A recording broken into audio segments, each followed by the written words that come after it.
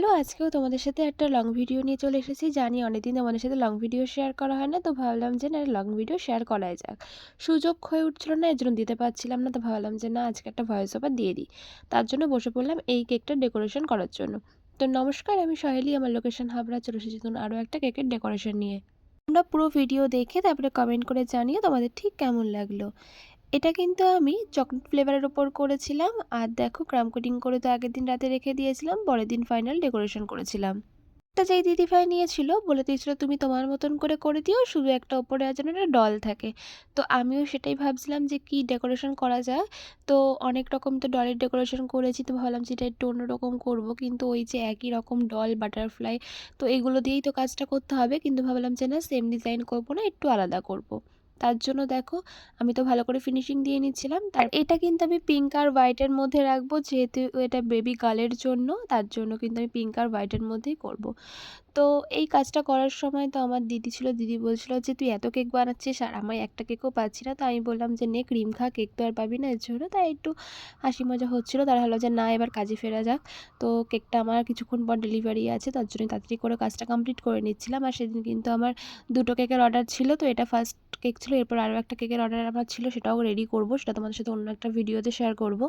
সাইডের ফিনিশিংটা মোটামুটি দেওয়া কমপ্লিট হয়ে গেছে, উপরে ফিনিশিংটা ভালো করে দিয়ে দিয়েছি। তারপরে কিন্তু আমি পিঙ্ক কালারটা অ্যাড করে নিচের দিকটা একটু হালকা পিঙ্ক শেড করে নেবো। এখানে কিন্তু আমি নন্দীর পিঙ্ক কালারটা ব্যবহার করেছিলাম, তোমাদেরকে সেটাই দেখাচ্ছিলাম, কিন্তু কি ক্যামেরায় দেখাতেই পাচ্ছিলাম না, এত আলো আসছিল এর জন্য।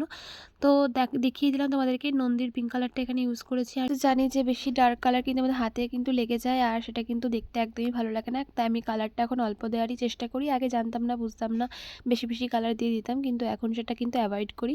না পারতে কিন্তু কালারটা না দেওয়ারই চেষ্টা করি। তো কাস্টমারদের ডিমান্ড অনুযায়ী কিন্তু আমাদের কাজ করতে হয়, তাই দেখো আমি হালকা পিঙ্ক শেডটা করে নিয়েছি। আর এইটুকু ক্রিমেই কিন্তু আমি পিঙ্ক কালারটা করবো, তাহলে বুঝতেই পারছো কতটা অল্প কালার নিয়ে কিন্তু আমি কাজটা করলাম।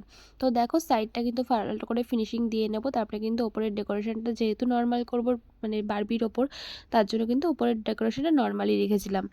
আমি অনেকগুলো পিঙ্ক কালারের ডলের ওপর কাজ করেছি, তো ভাবলাম যে না এবার পিঙ্ক কালার না, এবার হোয়াইট ডলের ওপর কাজ করা যাক। কারণ আগে যে কটা আমি মানে বানিয়েছি কেক ডলের ওপরে, সব কিন্তু পিঙ্ক কালারের ওপরেই কাজটা করেছি। হোয়াইট কালারের ওপর এটা কিন্তু ফার্স্ট টাইম কাজটা করলাম, তবে ভাবলাম যে না এবার হোয়াইট কালার করব। আর সত্যি বলতে আমার ঘরে সেদিনকার পিঙ্ক কালারের ডল ছিল না, হোয়াইট কালারের ডল ছিল। আর কাস্টমার যে দিদি, সেই দিদি আমাকে বলেছিল হোয়াইট কালারের ডল বসিয়ে দিও, তো তার জন্য কিন্তু আমি এই ডলটা বসিয়ে নিয়েছিলাম। দেখো এবার সাইড থেকে নিচে তো জড়ি দিয়ে দিয়েছিলাম, আর উপরে কিন্তু নন এডিবল বল কিছু দিয়ে দিচ্ছিলাম, যাতে দেখতে সুন্দর লাগে এর জন্য। তো আমি পিঙ্ক আর গোল্ডেন কালারটা ইউজ করেছি, যেহেতু নিচে জড়িটা আমি গোল্ডেন কালারের দিয়েছিলাম এর জন্য।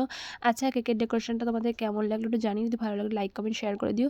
ভাবছো আমার কাছ থেকে কেক কিংবা চকলেট নেবে, আমাকে ইনবক্স করতে পারো, আমি তোমাদেরকে রিপ্লাই করে দেবো।